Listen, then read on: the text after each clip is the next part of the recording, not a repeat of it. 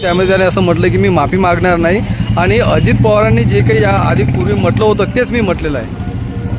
माफी तर त्यांना मागावीच लागेल, अन्यथा हे प्रकरण शिवसेना स्टाईलने हाताळण्यात येईल आणि कुणाल कामराज जिथे कुठेही दिसेल, आज आम्ही त्यांच्या बॅनरला जोडे मारलेले आहेत, पण जिथे कुठेही ते आम्हाला दिसतील तिथे महिला आघाडीच्या वतीने त्यांना चोप देण्यात महिला आघाडी कुठेही कमी पडणार नाही. सुषमा अंधारे यांनी देखील आपल्या शैलीमध्ये तेच गीत पुन्हा एकदा गायलेलं आहे, काय सांगाल?